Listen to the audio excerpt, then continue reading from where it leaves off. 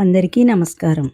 మన మాట ఛానల్‌కి స్వాగతం. మీరు గనక మన ఛానల్‌ని ఇంకా సబ్స్క్రైబ్ చేయకపోతే దయచేసి వెంటనే సబ్స్క్రైబ్ చేయండి.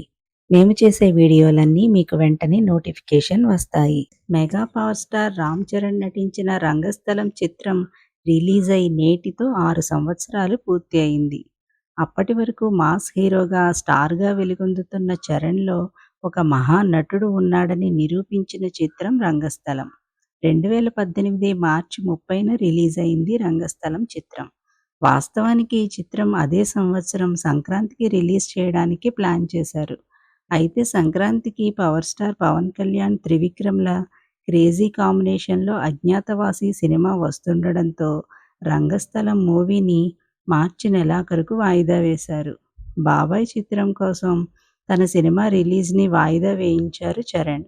సుకుమార్ గత చిత్రాలేవీ అంతగా ఆడని నేపథ్యంలో 'రంగస్థలం' లాంటి సాఫ్ట్ టైటిల్‌తో రిలీజ్ అయిన చరణ్ చిత్రానికి మీడియం రేంజ్ ఓపెనింగ్స్ వచ్చాయి. అయితే మొదటి షో నుంచే సూపర్ పాజిటివ్ టాక్ రావడంతో కలెక్షన్లు అనూహ్యంగా పుంజుకున్నాయి.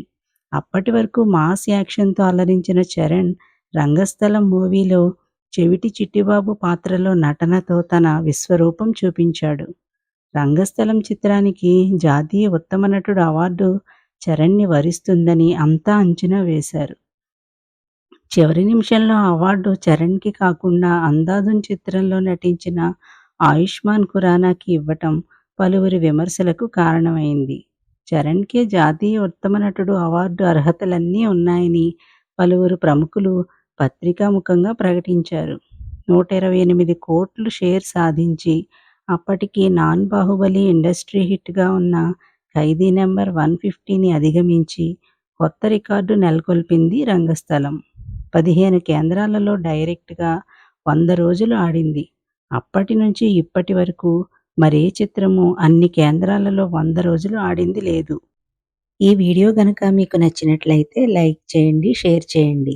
మన మాట ఛానల్‌ని సబ్స్క్రైబ్ చేయండి.